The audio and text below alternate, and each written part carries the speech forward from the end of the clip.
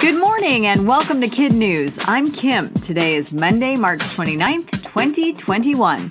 And we begin with a little bit of progress to report regarding that quarter-mile-long ship stuck sideways in the Suez Canal. It's still there and it's still blocking one of the biggest waterways in the world. But over the weekend, crews managed to dig out tons of sand beneath its bow and even got its stern to budge a little. Tugboat operators who've been working non-stop since the grounding 6 days ago were hoping for help from last night's full moon and the change in tide that came with it. Today, crews are expected to start offloading fuel and cargo.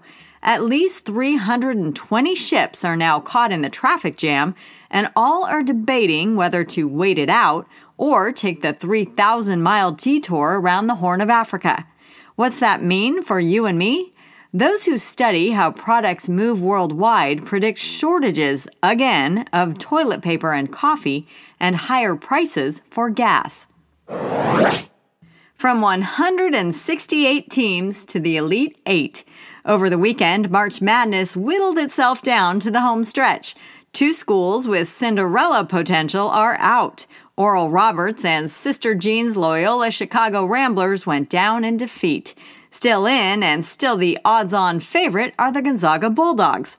They're undefeated, just 3 wins from the first perfect college basketball season since 1976, and play again on Tuesday.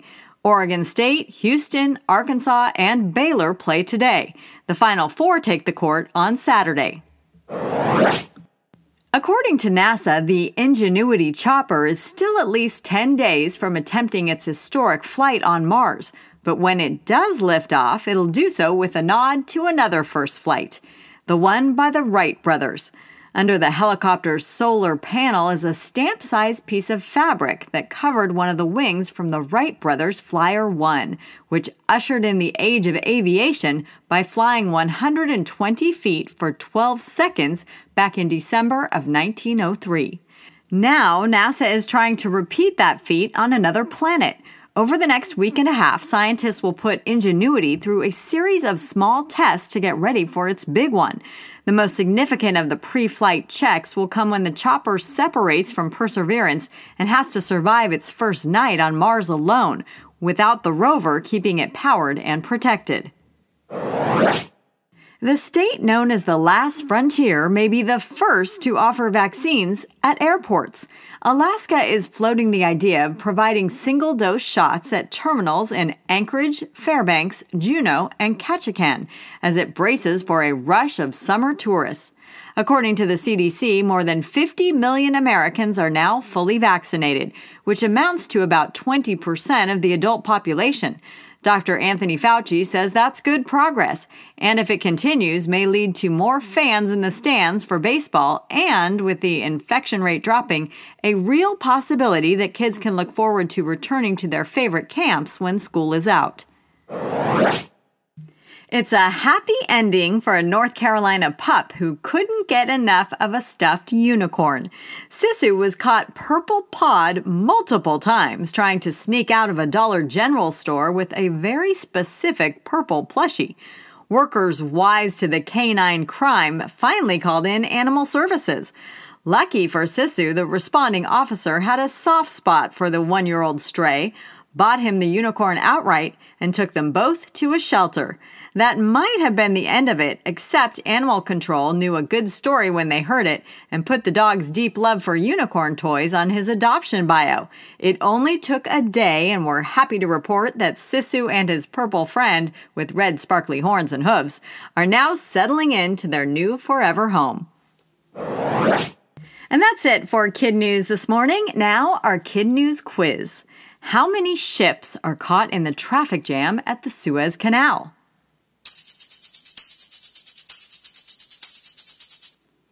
At least 320.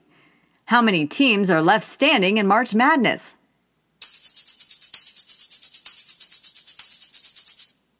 The tournament is down to its Elite Eight. What is under Ingenuity's solar panel? A piece of fabric from the wing of the Wright brothers' plane. What toy did a North Carolina dog repeatedly try to sneak out of a store? A stuffed purple unicorn. In one for the road, just when you thought you've heard of all the Easter season Peeps possibilities, comes Pepsi Peeps. It's a marshmallow-flavored soda, and as expected, the internet is all over it, especially for what appears to be a missed opportunity to name the drink Peepsy. If you're among those wrinkling your nose at the thought of it, don't worry. These pastel cans full of sugar aren't for sale. For now, they're only available on social to the first 3,000 people who enter a Hangin' With My Peeps contest. Why? The companies say they want to create springtime smiles. We suspect they're also reading the room before sending it to mass production. Before we go, it's time to say hello to our rockstar teachers and their students, starting with Ms. Reed and her Mustangs at McConnell Elementary in Hickston, Tennessee. Miss Wilson at Webster Elementary in Rushville, Illinois, Mrs. Hale at the Falbian School in Portland, Oregon, Mrs. Heiner and what she calls her best fifth grade class ever at S.Y. Jackson in Albuquerque, New Mexico, and Mr. Cameron and his class of champions and a pride of lions at Valley Christian in Osler, Saskatchewan. Thanks for listening, everyone. Please take a moment to rate and review us wherever you get your podcasts, and we'll see you back here for more Kid News tomorrow morning.